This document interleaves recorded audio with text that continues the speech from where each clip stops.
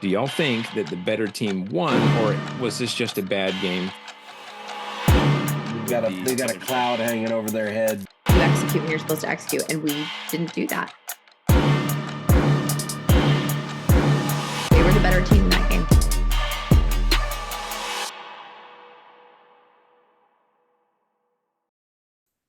Well, that's it. Stick a fork in it. The SEC's done, finished, kaput. Old washed out conference that can't win because they can't cheat no more. Despite what the haters say, though, out there, I think we understand that there's going to be some ebb and flow to this, right? Even more so with NIL and the new transfer portal. This year with the SEC, we just didn't have a team that could get it done. Honestly, overall, these playoffs, however, have been fun to me, with the exception of the losses suffered. Obviously, those weren't fun, but in general, the playoff atmosphere was fun. It's been great to get more teams in, have more people with a chance to win the big prize. In today's show, we'll recap the Cotton Bowl and give our prediction for an SEC-less national championship. Womp womp. But we'll also revisit the tiered rankings of teams that we made at the beginning of the year and compare it with how we feel now. So, but as always, let's check in with our co-host, Jesse. How you doing? Doing pretty good. It was nice to once again watch a game and not have a dog in the fight. But at the same time, I would say as I was watching it, because I'm hoping that an SEC team will get in there. I was pretty stressed and I actually yelled at the TV several times during the Texas game. So I hope our Texas friends are well. Yes, I do need to check up on Cody, see how it falls well. Matt, how's it going? It's funny you mentioned that. I haven't seen him tweet, so I wonder if he's gone, radio silent or something. I'm doing okay. I'm trying to wrap my brain around the idea that we don't have somebody in the national championship. I know that all the Ohio State fans that are still out there. I know there's a lot of people that are probably like, "Oh, the SEC's done," blah blah blah blah, and they are right. This is only the second time in the last 25 years that we've gone back to back with an SEC team in the national championship. But it's fine. It's fine. You gotta variety is the spice of life, as they say. So we can let one of these Big Ten teams take it. Oh, I'm sorry, Notre Dame's not in the conference. We can let a Big Ten team have at it, I reckon. I mean, their hockey team is technically in the Big Ten.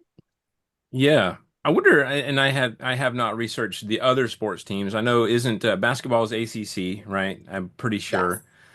Hockey's Big Ten. Be interested to see. I guess they're just sort of all over the place. Whatever works. Bowling's in the back. I did kind of go outside of my typical rule and responded to pretty much everybody who responded to us this week. So that was a lot of fun. So I was just like, whatever. We're going down this path right now. I was about to say TikTok will be deleted this week anyway. So to heck with it. Let's just go ahead and roll. Yeah, a lot of these were on YouTube. I guess the algorithm on YouTube got people watching. So everybody switched over from TikTok. Yeah, it'll be the great migration, I guess. I don't know. We'll see. Until Mr. Wonderful from 703 from Shark Tank buys TikTok, which is a rumor. And then I also saw Mr. Beast. a rumor about. I also saw a rumor about Elon Musk getting his hands on it. So. I don't think you can control two major social media platforms, can you? That's surely there's something against that. It's 2025. It's 2025. We're in the worst timeline. We can do whatever we want at this point. That's true. All right. Well, without any further craziness, let's go ahead and talk about that the last SEC game from last week.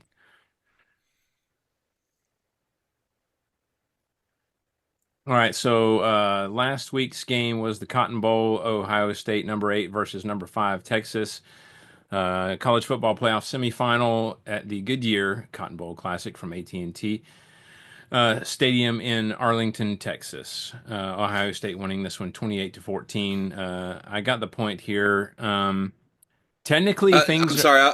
I was. Hold on, Wes. Before we continue, I just want to laugh because that's a lot of words. The college football playoff semifinal at the Goodyear Cotton Bowl Classic from AT&T Stadium. That's so much. It's so much. I don't understand why it can't just be the friggin' Cotton Bowl. Cotton Bowl. It's just the Cotton Bowl. Anyway, go ahead. I'm sorry. It is a bit much. It is a bit much. It's a mouthful, that's for sure. So I guess technically, things are not over in the pick'em, and we'll talk about that later. But this game felt very much like Ohio State was in control. I Matt, was so close to being right. you were, The you were. whole time I was watching it, I was like, oh my God. Oh It's my gonna God. happen. Was it Oh the my Michael Scott? It's God. happening. It's happening. As literally as the game is ending, I'm like, oh my God, I could be right. And then I was like, no, Right. Well, Matt, you and I watched this one together, and it was weird. It was a very weird vibe, especially in the beginning. On offense, it felt like Ohio State could pretty much do whatever they wanted, whenever they wanted, especially early on. Texas, on the other hand, felt like they had to work so hard to get any kind of points. And, we were talking when it happened during the game about how deflating it must have been when Texas worked so hard to finally tie it up at 7, and then Ohio State immediately scored right after that. no. Oh my So, God. Steve Sarkisian is known as such an offensive genius, which is largely true, but it feels like there's always those one or two plays that just don't make any sense. And to me, this in this game, it was that toss behind the line, second down near the end of the game, Mm-hmm. where Mm-hmm. Wisner ended up taking that 7 yard loss. That one was doomed from the beginning, and on the kind of on the short side of the field too, where Ohio State could just sort of gang up on everybody, and that one put them way behind the sticks and led to the sack fumble scoop and score by Jack Sawyer to put the nail in the Longhorns' coffin. So that is a very brief summary of this game. But Matt, let's start with you first on this one. What were Interference your calls. what Pass two interference two calls. pass interference? When you're in the red zone and you're on the 1 yard line, Yeah. you don't score. Well, I'll tell you what, Jesse. Let's start with you then. What were your She thoughts has on this one? feelings. She's I I got know you. have feelings, Wes. Let's hear from Jesse. I have Yeah. feelings, and I think it's because, and I love Sark. I think, and I did not love him the first time he was at Bama. I loved him when he came back because the first time we were in the Natty against Clemson, and he made some bonehead calls that truly cost us the game. And he's talked about it before of like, oops. Um, but this one, I thought that was such poor play calling. Why would you do that? I mean, I understand like the tush push may not have been the best option, but there was other options out there. How do you waste an opportunity when you have, less than 2 minutes left? You're on the 1 yard line. You have been given a gift of two pass interference calls to get you to the 1 yard line, and then you don't convert it to a touchdown. And then, of course, you have, Quinn Ewers who gets tackled, fumbles, and then it's a scoop and score by his former roommate when he was at Ohio State, which Right. that just hurt worse. But to me, overall, I felt like, especially in that situation, I'm putting Arch Manning in. They did it early on. And yes, they got very lucky because he was very close to fumbling that ball. But in that situation, especially when to me throughout the game, Quinn Ewers was pretty sus. And I'm going to say it, maybe Texas fans agree, maybe they don't, but I think if they don't, they need to go look back at his performance this season. I think Quinn Ewers has held Texas back. Hmm. And I Oh, think that's a hot take. Ooh, the boy. hot take, I don't think he was what he was last season. And I think, I don't know if it's injuries. I don't know what it was. I don't feel like he continued to develop. I feel like he kind of plateaued. And I think, especially in that, second and goal, third and goal situation, you needed to have somebody that could run the ball more effectively and just get that 1 yard. And I Right. think putting in Arch Manning would have been a better decision. I just think Quinn Ewers was pretty underwhelming this season. And I think, especially in this game, you had missed reads, you had poor pocket awareness, which led to sacks. We saw it in the final plays. His throwing was a little suspect of sometimes it didn't have a lot of velocity. It wasn't always accurate. And I think as we start to look forward for him, potentially the NFL, unless those tampering rumors are true, if I'm an NFL team, he has a lot of development to do. And he needs to sit behind a veteran Does for, he have a girlfriend that plays a sport at any school that we know of? if he does, that is helpful. I've heard. If he doesn't, he should look into that because it can be advantageous. Hey, while we're on the Quinn Ewers maybe regressed kind of statistic, let me kind of run down these numbers for you, Jesse. I just pulled up his stats from this year. Yeah. 293 completions, which is up from last year, 272. His completion percentage dropped 4 points, so that tells you a little something right there. He threw for 7 less yards total. Average of his passes was down by a full yard, down to 7.8 on the season. He had 31 touchdowns, which is 9 more than he had last season, but he doubled his picks from last season as Hmm. well. 12 picks this season as opposed to 31. And I think Jesse's got a point there. Maybe trying the Brett Favre, trying to throw it in a tight window too many times. It's a hill you can die on, and it looks like that's the case. Not to mention the fact that Quinn Ewers was sacked 31 times this season, and that's up from 27 last season. So again, and again, they have played extra games, I guess, if you want to look at it from that perspective. Not that many more, but still, Jesse's claim has a little bit of credence, as much to the chagrin, I'm sure, of Texas fans. They're probably not going to be real happy about Yeah, that. and I'm not hating on Quinn Ewers. I think he's a super talented athlete. I just think that there he just didn't have the awareness that you would think he would have moving forward after starting. And that is a concern for me. I also think, if you look at it, we talked about it last week. Ryan Day was very close to getting fired on, as we are turning our heads to Ohio State, very close to being Hmm. fired after that Michigan loss. And then all of a sudden, he's the hero number one. I don't think he's in danger of getting fired anymore. I do think that the pressure is on though, right? Like you're going into the national championship. It's been a hot minute since they won. And we talked about it before, $20 million to put this team together. There are high expectations. And so I can't imagine the anxiety going through Will Howard and Ryan Day's heads. I think again, it's that guys, you got to save my job. And it worked. We already talked about how I think Sarkisian should have made a quarterback change. Um, and I think Texas, their defense did a really good job. I mean, I know that Ohio State had some explosive plays, but I think for the most part, they did a decent job. They were able to, and they talked about it in press conferences, take Jeremiah Smith out of the game plan, right? Like they were able to really shut him down. And that was huge because he was such a weapon for Ohio State. But yeah, they lost in such epic fashion that it makes it worse. Like if you would have lost in a blowout, it would have been, you're down by 3 touchdowns, you don't score anymore, you have no opportunities. That feels better than getting in the red zone. Does it though? It does. Speaking on behalf of the teams that have gotten completely boat raced by Ohio State this season, I don't know if that feels better. I don't think it Feel does. like I would have felt better because then I Yeah. would have never gotten my hopes up. Like I would have never thought that Right. there was a chance. If we're getting boat race, I'm just like, all right, let's look to next season. And then but it's like Floyd Christmas said, so you're saying I have a chance. Right. Mhm. And then you don't. I think so I used to watch the Braves 1995 World Series VHS all the time when I was a kid. And Bobby Cox was quoted as saying on there, he said, I'd rather lose 35-0 than lose a close game. Because they were talking about close games in that series and stuff like that. And so, to your point, 1,000%. I mean, I guess that's my feeling. If I can set my expectations at the beginning and I just know that it's doom, cool.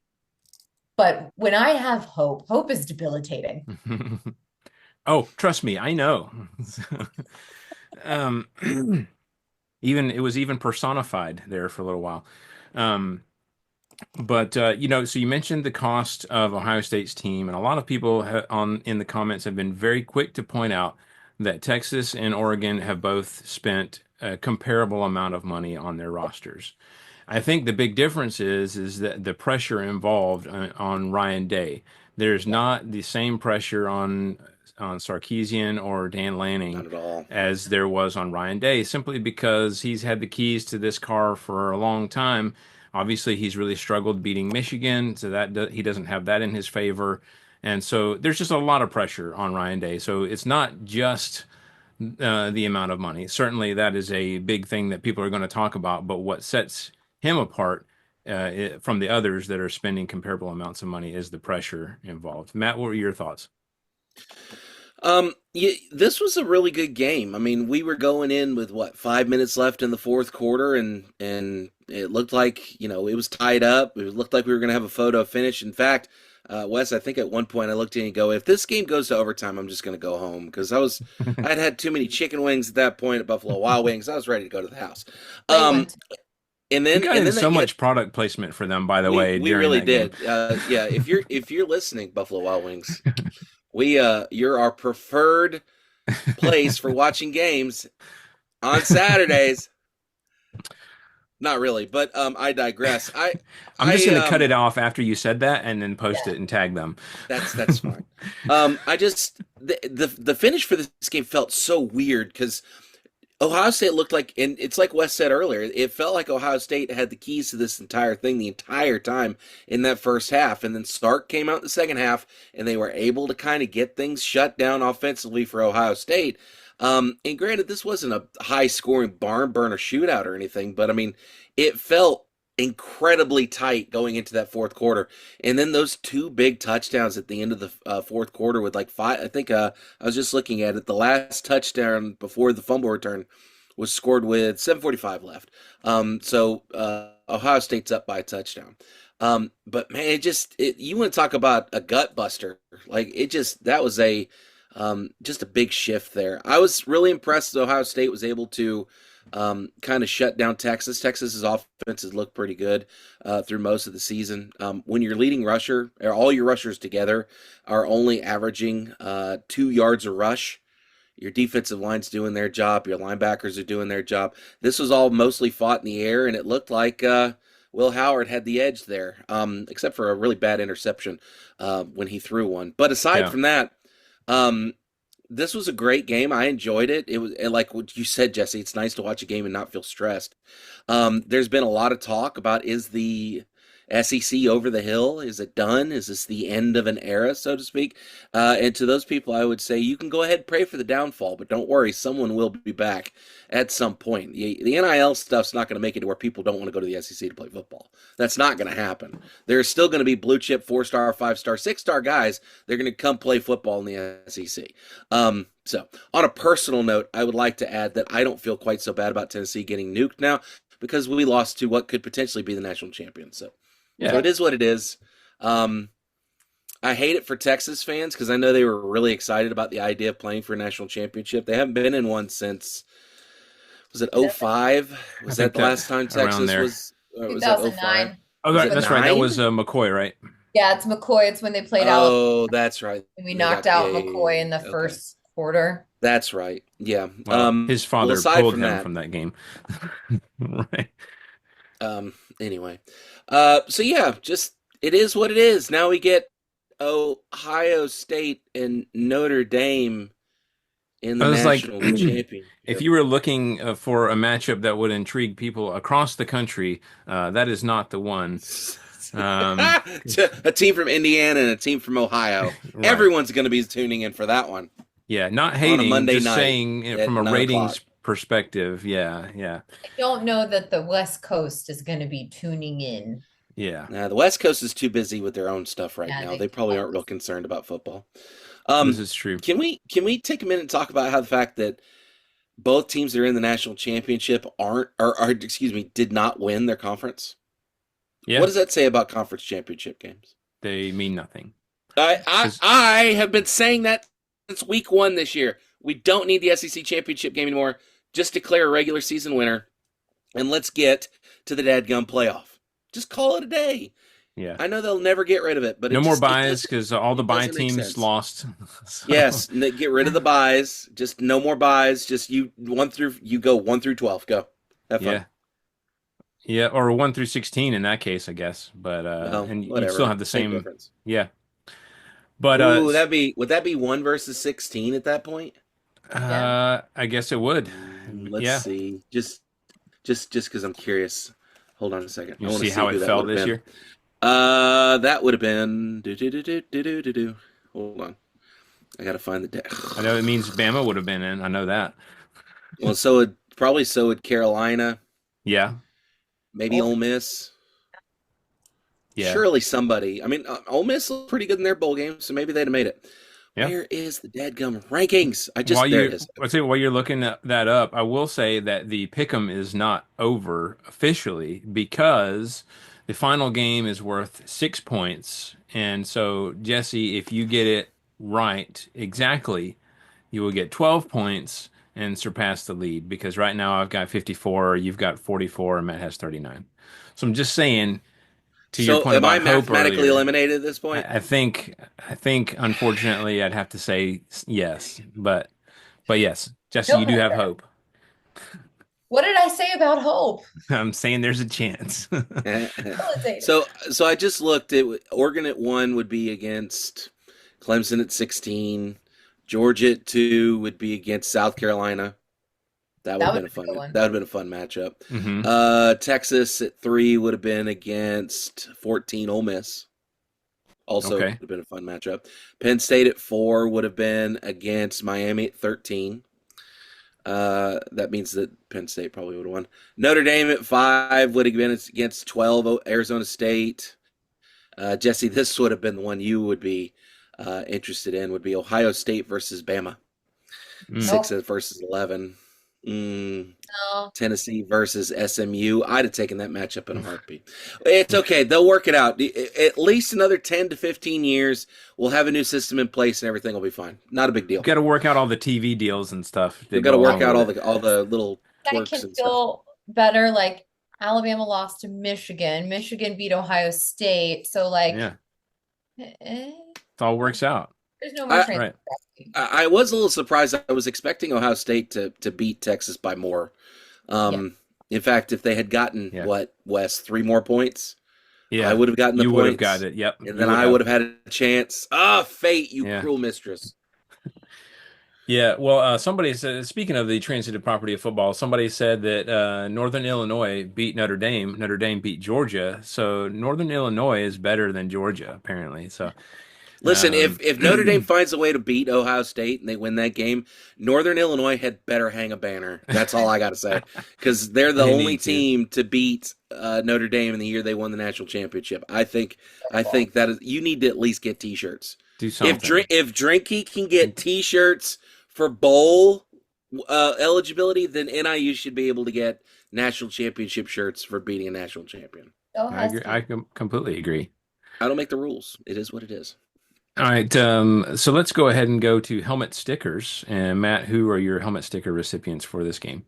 I really only got one because I really feel like both teams kind of struggled to move the ball more or less. That Ohio State defense, I thought, did a great job of shutting down the run and mitigating what the quarterback could do again for Texas. I think that they probably would be deserving. I don't know if they've got room on their helmets for another sticker because they've already got so many, but they've got a Pigskins and Patriot sticker waiting if they want it. Exactly. Jesse, yours? I had the same ones you did. So they're going to get That's two, fine. and I will let you say yours because they're the same for me. Okay. Yeah, so Jaden Blue, 2 big touchdown catches in this game to help keep Texas in it. And then Jack Sawyer forced that fumble and then picked it up and ran it back 83 yards to basically end the game. So, Did you guys hear in the game when they were talking about him, like after he did the scoop and score, and yeah, saying, like he, what he was now thinking. cemented in Ohio State history, and so many people before this game were super upset with him because he's the one that initially grabbed the flag, or were one of the ones that grabbed the Michigan flag, Uh, got in the scuffle. So a lot of people were upset with him, and he said he like couldn't even go to his favorite wing spot because people were Uh, so mad at him. And now Ouch. he's just like, the hero on Just campus. football people. I thought it was interesting. Yeah, and then also I heard they were asking him what was going through his mind. And do y'all remember the play before that where Will Howard had the quarterback keeper and he got the first down, was probably going to score a touchdown, but he fell. The turf monster got him. Yeah, yeah, So they were saying Jack Sawyer. They were asking what he was thinking as he was running. He's like, just don't fall like Will. yeah. Yeah. So. All right, well, so now let's compare our tiers from the beginning of the season to the ones that we have at the end of the season, and that, to me, is kind of an opinion. So let's do an opinion segment. Sir, if I may venture an opinion. I'm not really interested in your opinion, 3PO. Yeah, well, that's just like your opinion, man. All right, so yeah, like I said, the if y'all recall, at the beginning of the season, we used the tier maker to create our own tiers for SEC teams and categorize them into a different kind of hierarchy there. So for me, at the beginning of the season, just a refresher for everybody, for favorites, which is our top category, I had Georgia, Alabama, and Texas. Contenders, next in line there, I have Mizzou, Ole Miss, and LSU at the beginning of the season for Midland, the middle category that we have. Kentucky, Auburn, Tennessee, A&M, and OU. And then Dogwater, our beloved Dogwater category. I had Arkansas, South Carolina, and Mississippi State. And then finally, the just plain awful, which I don't know. Every time I hear that, I think of, did y'all ever play the golf tee game at Cracker Barrel? Oh, yeah. With You know, the your if you ignoramus. leave three, Yep. you're just plain stupid or something like that. Yeah. Yeah, that's what I think of. The just plain awful in our final category here. I had Vanderbilt and Florida in that just plain awful category. Swing and a miss on that one, Wes. Hey, you go with the information that you have. Um, all right, so at the end of the season, I have a different tier structure, obviously. Hold on, Uh, real quick. Is yeah. this also because when I made mine, and I just want to be clear that we're all on the same page. I made mine as this is where they kind of finished up, and this Like is a where we're looking ahead to next season. Oh, I did mine as like a grade for this year, like where they Ah, finished. okay, Of course, I okay. mean, I guess it could be one and the same because, I mean, Yeah. obviously, barring players That's what I leaving and was things like thinking that, of, it's and okay, very sorry. Go ahead. should be very similar at the very least. So, anyways, to end the season, I've got for favorites, I had basically the three teams that made the playoffs: I had Georgia, Texas, and Tennessee in the top there. Then for contenders, I had A&M, which shocked us all this year. Bama, who just dropped a category, but they're still up there. I feel like they still had a great team and still have a great team. Ole Miss stays in the contender category, and South Carolina moves up pretty Mm, far from dog water to contenders with their great performances this year, and largely because of Sellers, honestly, and how Yeah. he made that team look this year. LSU stays at the contender level. All right, and then so we'll move to the Midland category. I have Vanderbilt, a big jump from just plain awful up to Midland. Obviously, they had some big wins. They had some other ones that they let get away from them, but largely, I mean, obviously, if you're a Vandy fan, you're pretty happy with the season that you had this year, including a bowl win. Florida, much better than we anticipated. They started the season not so much, but the way they finished the season, pretty strong. So I got them up in the middle end category from just plain awful. Then I moved Arkansas up one into the Midland category. Thought they did decent this year, maybe slightly better than anticipated. And then Mizzou let them drop from the contenders to the Midland category.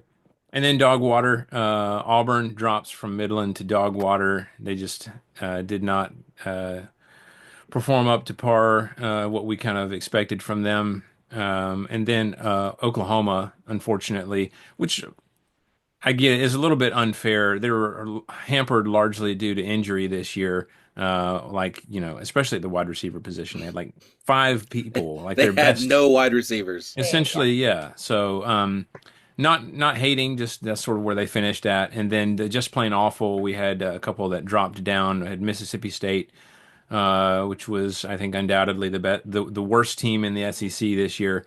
And then Kentucky, just we had such high hopes for them going into this season, and they just sort of fell flat on their face, with the exception of a big road win against Ole Miss. Hmm. So, Pretty anyways, that's important road win when you think about the ramifications of that loss. Because if they yeah, don't and the have that effect on the loss, playoff. there's a chance Ole Miss probably gets into the playoff. Yeah. Exactly. Jesse, what about you? So let's kind of look at your I'm beginning of I want Matt season. to go first because I had a different like grading thing on Uh-huh. mine, and that changes my choices now that Oh, I I got you. like what they are like favorites, contenders, Midland, Dogwater. So Matt's Yeah, gonna go first because I'm adjusting mine. That's no fine. worries. I'll be glad to go first. At the beginning of the season in favorites, I had Ole Miss and Georgia. I thought that was who's going to be in the SEC championship game. I got half of them right, so that's got to count for something. For contenders, I had Missouri, LSU, Tennessee, Alabama, Texas, and Oklahoma. We'll talk about my results in a second. Midland, I had Carolina, Auburn, Kentucky, Texas A&M. Dogwater, I had Florida and Arkansas, and then just plain awful, I had Vanderbilt and Mississippi State. You're right Pretty on one of similar to them. what, yes, I am. I got, if you put the 50 and 50 at the top and the bottom together, I got 100%. That's right. As far as how we wrapped up, and I'm not being a homer here, I think at the end of the season, I think the favorites are Texas, Georgia, and Tennessee. All three made the playoff. Granted, Tennessee didn't look great in their playoff game, but they still made the playoff, and that by itself, I feel like is an achievement. So it is what it is. Texas gets all the way to the semifinal game. Georgia runs into a pretty apparently tough Notre Dame team, so it is what it is. As far as contenders, Carolina's moved up a little bit. Texas A&M's moved up a little bit. I put Alabama at contenders, but I kind of wanted to drop them to Midland because I just feel going into next season, I don't know if we're going to see drastic improvement from what we saw this season, especially with Milroe leaving to go to the NFL. And like we said through most of the games this season, who else has Bama got right now aside from Jalen Milroe? And they got the 17-year-old who plays wide receiver. We got that. You're muted, by the way, Jesse. I was saying he's 17. He's 17. He's He'll first be 18 17. next year. Oh my Thank gosh. God. And so I kind of put them back at that contender spot, but I really wanted to drop them to Midland. So I actually, Jesse, what'd you do here? I may actually adjust that. We'll see how we feel when we make these tiers again. Come the summer. Jesse, what are you doing to me here, kid? All right, there we go. Ole Miss at contenders. Again, Ole Miss had a pretty good one as well this season. As far as Midland goes, I had Arkansas in the Midland spot. Again, a decent, okay-ish season for Pittman and crew. Florida also at that Midland spot. And when you think about that, all of us had them at just plain awful. They've definitely moved up. Definitely some improvement. Sunbelt Billy got it done this season. I know we give the Florida heck, and all three of us kind of reveled in the fact that Florida was struggling. But when you look at the body of work for the season, you can't say that Napier didn't do a good job. Missouri dropping a little bit of regression. That's a big word here on Pigskin and Pageantry. We love that word regression. We use it all the time. Drinky's dropped off a little bit. Maybe it had something to do with the t-shirt thing. I guess they didn't practice toughness Tuesday and circle the wagon Wednesday, and I'm gonna talk a bunch of junk to the student section Thursday, and I'm gonna yell expletives at the mascot on Friday. I guess Drinky got busy. Anyway, so they dropped back a little bit. Vanderbilt moving up into that Midland category, I think, is a step in the right direction for that program. Going to be very interested to see what they look like next year, especially as Diego Pavia gotten that extra year of eligibility already. Yes. So Yeah. he's going to be back. So it's definitely going to be interesting to see what that looks like. LSU at that Midland spot too, because I feel like they're kind of on the same level as Bama. I really wish I'd put Bama in that Midland category. I just don't know if LSU's got the coaching and I just feel like they should be so much better, and they're not. And Notre Dame fans are not sad to see LSU sitting at home this time of year. as far as dog water goes, I'm super disappointed with how Auburn's looked the last 2 seasons. When Hugh Freeze got hired, I thought, oh well, here we go again. Auburn's about to be really good. That has not materialized. We're still waiting on that. Maybe picking up some people in the portal will make a difference. Because didn't Hugh Freeze just get somebody big out of the portal a couple days ago? I seem to remember that was some Yeah, news. Anyway, I did see that. it's not really relevant to this season, but it'll be interesting if they can finally get that together. But unfortunately, due to the losses and the way they lost this season, they're in that dog water category. Oklahoma too, because God help you, you did not have a healthy Oklahoma team Jackson at Arnold, by the all. way, is who you're thinking of. Thank you. That's who it That's was. right. Yeah. So we'll see. Again, Hugh was missing a quarterback. There's you a quarterback. Oklahoma also in that category. I don't foresee them getting out of that category over the summer and over the spring. It'll be interesting. But I think they're going to be stuck there for a minute, unfortunately for them. And then just plain awful is Kentucky. I don't even know where to start with Kentucky. Kentucky doesn't make sense to any of the three of us. You could consult the stars, and the stars would be confused about Kentucky. I don't know what's happened to Kentucky football. I'm a little sad about it, to be completely frank, because I have a soft spot in my heart for Kentucky football. They need a new It's just, quarterback too. yeah, Yep. yes, they do, and I don't know if they went and got one. Santa did not bring them a shiny new quarterback. Brock Vandergrift's retiring from the game of football, so. Womp womp. And then Mississippi State, God help them.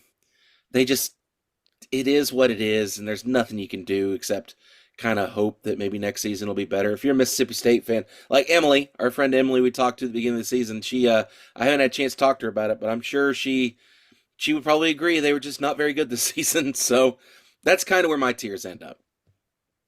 Okay. Jesse, do you have a chance to do yours? To read Did. or redo it? Did, yeah, my rebrand, because I think when you have the names that we have for the categories, it changes. Oh yeah, So at the I beginning agree. of the season, I had my favorites as Texas, Georgia, and Alabama. My contender, Homer. I know, but like there was a I lot did there. too.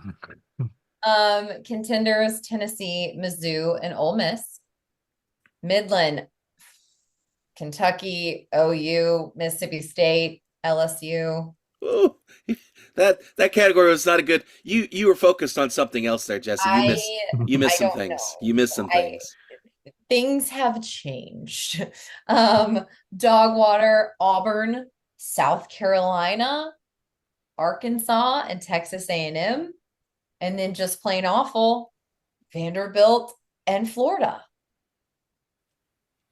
Who could have known? Who could Look, it's like that meme. Look at us. Who'd have thought? Things have changed. If you do a little comparison, a lot of things are different now. So in my favorites, I have Texas, Georgia, and South Carolina. The look on Matt's face. We have, we have jumped the shark. Carolina in a higher. I can't. I'm quitting the podcast. Find somebody else. I can't. I can't live in a world. I can't live in a world where South Carolina is a tier above Tennessee. I just can't do it. I don't want to live in that world. You're above Bama though. That's not better. No, that's fair. Once you made your peace with Beamer, Matt. I know. I don't have. Listen, my hatred for Beamer has definitely cooled in the last 2 years. That doesn't negate the fact that I still can't stand him.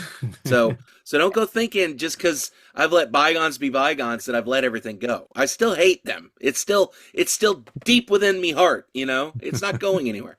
Continue, Jesse. I've ranted enough. As I'm looking towards next season, I just think that there's a lot to pay attention to for South Carolina. I think there's a lot of talent there. Lenora Sellers, obviously, Rocket Sanders. I think this could be a dangerous team. And like I said, I think if they had been able to pull out the win against Alabama, which again, 1 or 2 points, and they would have, and if they had gotten hot a little bit earlier in the season, we would have seen a South Carolina team absolutely in the playoffs. So they're a team to watch for me. If I can interject real quick, I kind of feel like Carolina's in the same spot that Missouri was at the end of last season. Hmm. They got Coming off a hot, they great looked season. good. Yeah. Are we going to see that regression like we did with Carolina with Missouri next season? Time will tell. I don't know. That would be one thing that would not be great. But I guess to me though, Mizzou, like I saw their record last season and I understood why they had a lot of hype on paper, but I just didn't feel it. Mm, And I don't know if it's because I don't like Eli Drinkwitz as well, but I just felt like it was overrated. But mm. that's also me probably bringing bias into the equation. My contenders are Tennessee and Ole Miss. Again, Ole Miss this season had some losses that you're like, good gracious, like how do you lose to Kentucky? Um, so that was a thing. Midland. Midland is where the bulk of these teams are for me. Now, A&M definitely bumped up from dog water, and they were almost in a contender spot for me. I think they had an amazing season considering where they started and where they ended last season. Mizzou is in Midland for me. Again, I think they're overrated. Matt, you already touched on it. The regression there is just it's palpable. Mm-hmm. It's something that Mm-hmm. I don't Mm-hmm. know, and I don't think that they're going to get rid of Eli Drinkwitz, but to me, I would say if you're a Mizzou fan booster in the athletic department, you've got to start thinking about some changes because you've been quote unquote like close. You've had good records. You've been bowl eligible for a few years now. So what what now? Like who's going to get you to the next level? Because I think Eli Drinkwitz has plateaued. I'm putting them at Midland. Putting Alabama there. My hopes were so high. Kalen DeBoer had been given, and again, he had to work his butt off at the beginning of the season and in the off season to keep who Nick Saban had gotten there. But I just thought for the amount of talent that we have on the team, it just we just didn't do well. Like we didn't do as well as the talent that we have. Again, I know that like Vanderbilt got hot. We lost to Vanderbilt, but we lost to Oklahoma. We lost to Michigan. It just we lost to Tennessee, which again, Tennessee's that one made sense. We almost lost to South Carolina. There was just too many close calls. I know we beat the brakes off of LSU, but like I don't know. I just felt like for the amount of talent that we have, we didn't do what we should have done. So maybe that's a grade on the coaches. The It's ununderstandable game for me was the Oklahoma game. absolutely insane. Mm. Just it wasn't just the fact that they lost, it was the manner in which they lost. It was Horrible. so uncharacteristic of Bama. It was horrible. Yeah. Of Saban era Bama. We're not in the Saban era anymore. No, we're not in the same, but that's the thing is like we're not in the Saban era, but we still have the Saban recruiting class. And so I don't know. That to me I just is strange. Um, and then I have LSU in Midland. I think LSU has shown a lot of promise, but I don't think that they've executed as well with their talent as they probably should. And again, maybe that's down to a coaching thing. And then Vanderbilt pops up to Midland for me. Obviously, they beat the brakes off Bama. That was insane. And they've showed a lot of promise. They've had some really close games against big teams. So for me, Vanderbilt, you're on the up and up. Dog water. Razorbacks are in dog water for me. And I hate to put it there because Mm-hmm. I love Sam Pittman, but I think they're staying. They were there for me at the beginning of the season. They're staying there. I think they should have pulled out more wins Mm-hmm. and they should have progressed a little bit more. And for me, they just didn't. OU is there. We've talked about it. They were injured the whole season, but good gracious, if it didn't matter against Alabama.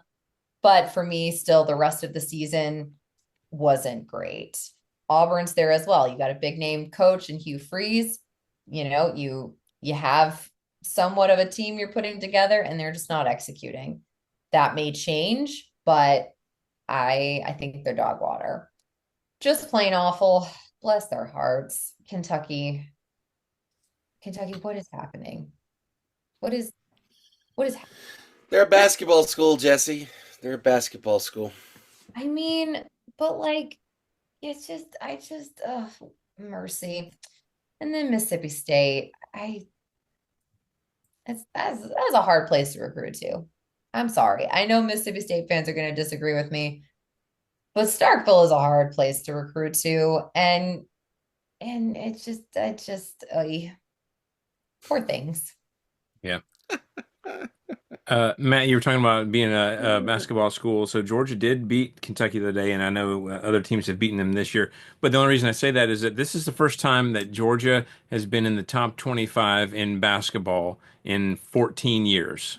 Yeah, and then So, and do you know who they play this week? They play Tennessee tonight, who's the number 2, 3 team in the nation, and then hey, they got to go play Auburn this weekend. So, they'll they'll probably go tumbling down, but hey, you got to start somewhere, right? So, yeah, be glad they're up there. That's all you can say. yeah, exactly.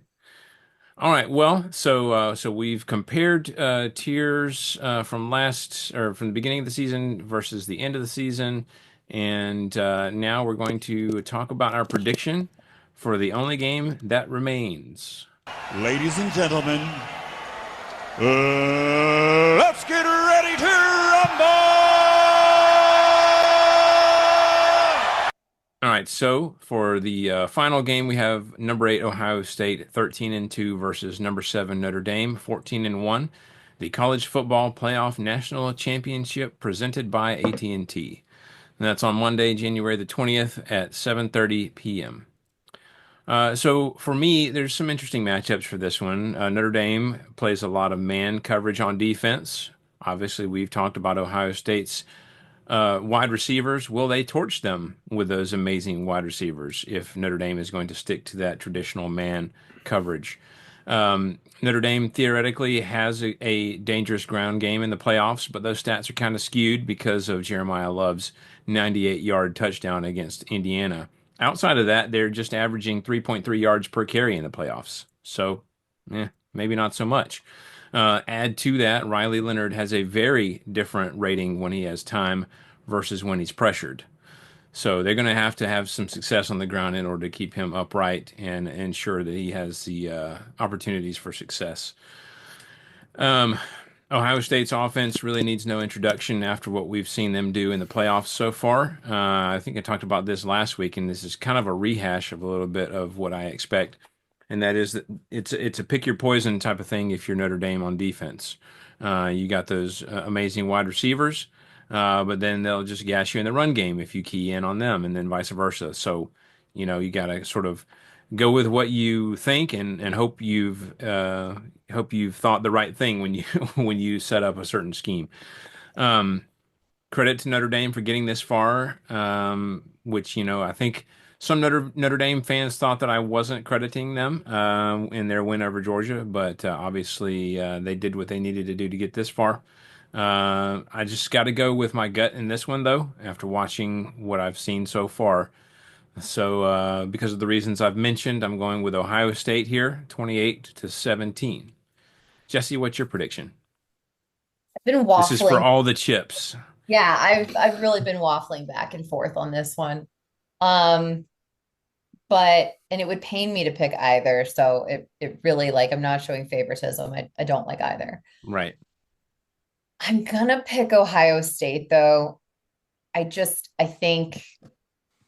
think they're too hot right now. And I know Notre Dame has obviously been successful, but I think just Ohio State has played more competitive of a schedule than Notre Dame has. So I'm going to go with the Buckeyes in this one. I think it's going to be a close one. I think it's going to be 27-21. Hit it exactly right, and you win it all. So, Matt, what do you got? No pressure. By the way, Wes, I had to resist the urge to go. Did you ask? Tell them they're the Lord's cheaps. I had to repress that urge. I was trying to. Esqueleto. By the way, we're referencing Nacho Libre for those of you that may never seen it. You should watch it. It's a fantastic movie. You got to see it if you haven't. By the way, I just want to go on record saying I am not Jack Black. I know the beard kind of gives you that vibe, but like I told that guy on TikTok, I'm not Jack Black. Or maybe I am. No, I wish I was that talented. Anyway, and that funny. and that rich, for that matter. That being said, I'm going to shut up and talk football now. I just want to be very clear about something, and I think I speak for all three of us when we say this. We don't like either one of these teams.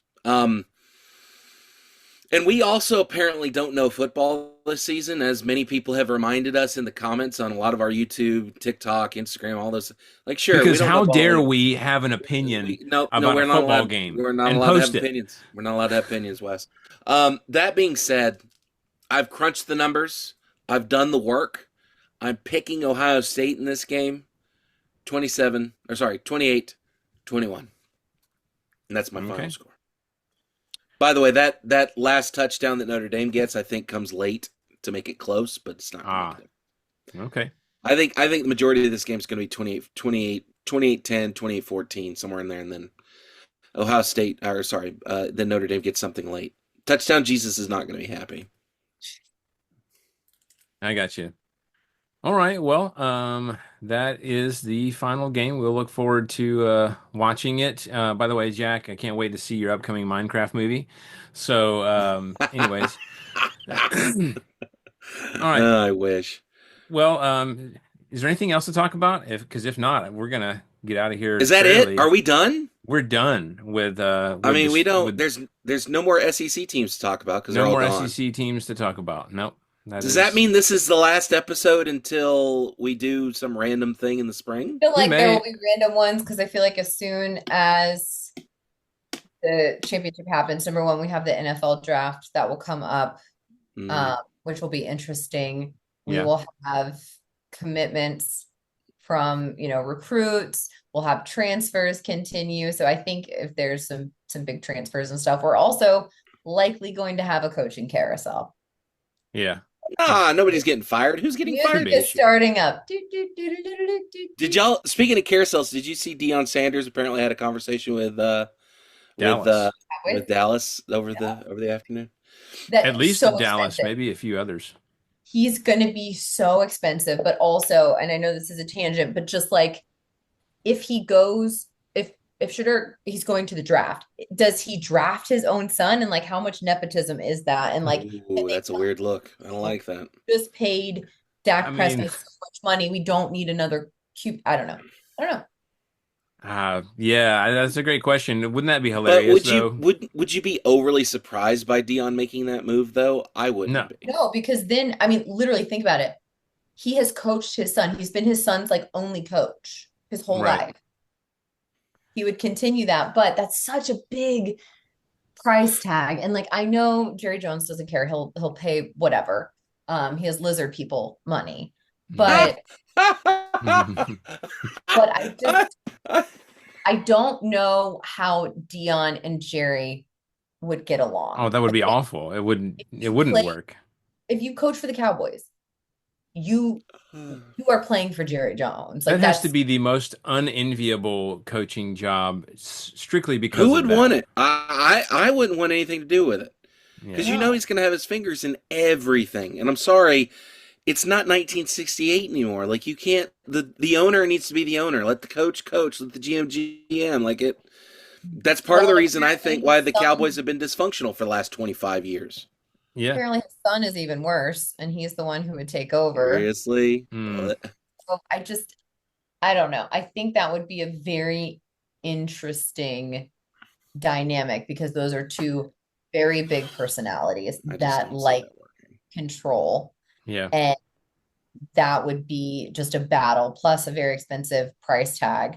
Though I did like Deion saying to his players this week, like, no slides to class. No tank tops to class. You sit in the front row. You do this. Otherwise, you're in trouble. Go for it. Parliamentary question. What's wrong with the slides? Why's that a problem? I get the no tank tops thing. Nobody wants to smell your armpits. Put a shirt on, kid. But like the slides, is that a problem? I mean, maybe like a safety issue. I think he just wants them to like don't roll out of bed and just throw on something and get there. Like, it's college. That's what everybody does. Raising young men, professionals. Okay. But I was like, hot take. Okay. Yeah. See how that goes. I mean, more power to Deion. I guess he can run his program how he wants to run his program. Of all the things to worry about, like slides is relatively Also, low on if you the. go to the Cowboys, like if you remember, Colorado was like, we don't have the money for you, but we'll get it. And it was like he went there on an IOU. Can you Mhm. imagine Colorado? If he left, they'd be like, wait a minute. Ooh, that would We be no can't good. continue to pay you and get someone else. Right. They do need him because I mean obviously it's a huge draw and I don't know what they would do without that. So It's hard to obviously we've be seen what there. it was There's like before that. like it's hard for kids to go play there. There's not a Yeah. lot of oxygen. Yep. Oh, I mm. End the show, Wes. What, do All you want right. Eli kids to go to Colorado? No, I was just gonna make it. It's not important. I'm just gonna shut up before I Also, say I would something like to stupid. say that we've really been blessed to have some awesome guests on this year, more so than we ever have before. Some really great people that we've met and friends of the show since then. So, shout out to all of them. We really appreciate all of them coming on the show, and I'm really going to be trying my very best to have more of that in the future. And we'll try to keep on moving up and getting, more and more guests. So. We'll see how things work out. So Still waiting to hear back from Matthew McConaughey. It's gonna happen. it's gonna It's happen just one a day. matter of It's time. Damn inevitable. it. It's inevitable. So I won't be so unwell. yeah. I listen. I'm not gonna shut up until he does one. All right, all right, all right. Okay, it's just not gonna happen. I I'm sure he'd be happy to oblige. So And I would love his take on what he thinks about Interstellar. Anyway, yes, that's a phenomenal movie great by the movie. way. It's a phenomenal movie. All right. So if you listened to the show and enjoyed it and would like to reach out to us, please email us at pigskinsandpageantry@gmail.com. We are at Pigskins and Pageantry on TikTok, Instagram, and Facebook. Well, maybe What not about TikTok. TikTok? Maybe not for too much longer. We'll see. And then we are at PPSEC Podcast on X. Don't forget we are available for download on iTunes, Spotify, Amazon Music, TuneIn Radio, and most podcasting apps for iPhone, Android, and other operating systems. If you enjoyed the show, please subscribe, review, 5 stars. We'd love that. Increase our chances of having more conversations with wonderful people like yourselves. Until next time, this is Wes, still saying, go dogs. Y'all, it could get better. It could also get worse. Roll Tide. I love it when Jesse's hope springs eternal. The Mike Dubose years are back, Jesse. That being said, go Vols.